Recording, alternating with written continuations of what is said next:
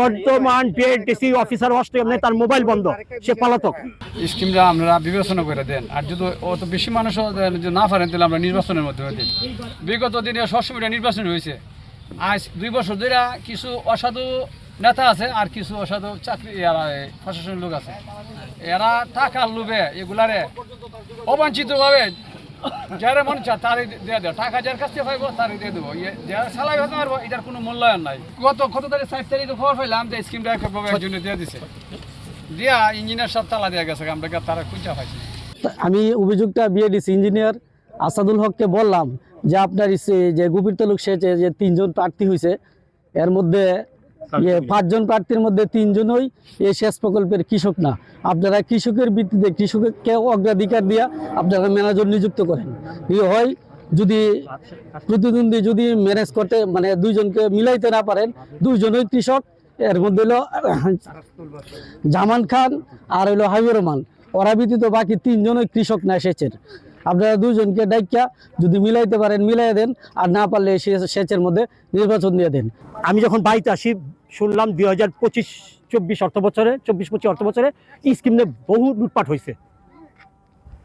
তো ওইগুলো শুনে আমি এইবার নিজেও চিন্তা করলাম যে যখন রাজনীতি করি, কৃষকের পক্ষে কথা বলি, রাজনীতি মানে কৃষক এবং জনগণের ভালো কিছু করা, তাই আমি এবার স্কিমে একজন প্রার্থী হয়েছি। প্রার্থী হওয়ার পরে আমি নিজেই দেখলাম যে এখানে লেনদেনের বিরাট মহোৎসব চলছে।